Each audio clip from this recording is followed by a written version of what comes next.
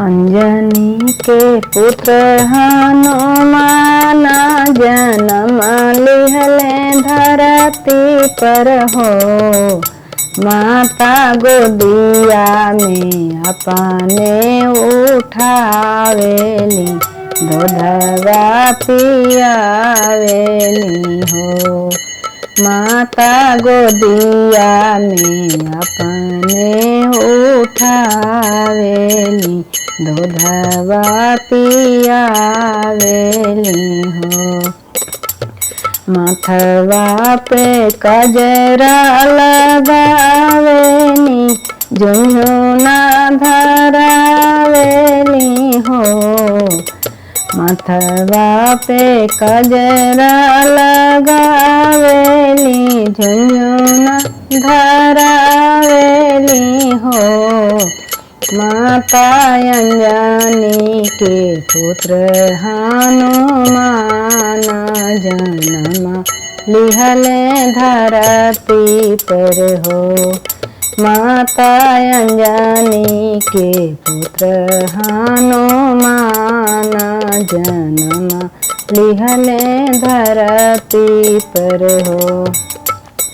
कभी कभी अंगूरी धरावेली, दौड़े सिखावेली हो।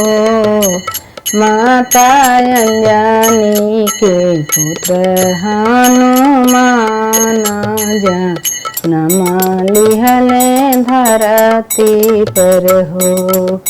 माता अंजनी के पुत्र हनुमान जन्म लिहले धरती पर हो। फुलवा के गहना बनावेली, लालन के पहनावेली हो। माता अंजनी के पुत्र हनुमान जन्म लिहले धरती पर हो।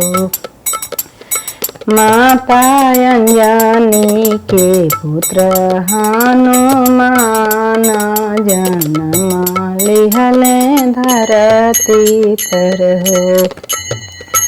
करम धर्म समझावेली, सीताराम रटवावेली हो। करम धर्म समझावेली, सियाराम रटवावेली हो।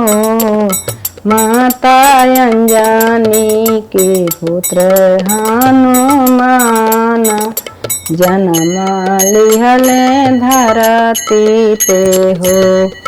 माता अंजनी के पुत्र हनुमान जन्म लिहले धरती पर हो। माता अंजनी के पुत्र हनुमान जन्म लिहले धरती पे हो।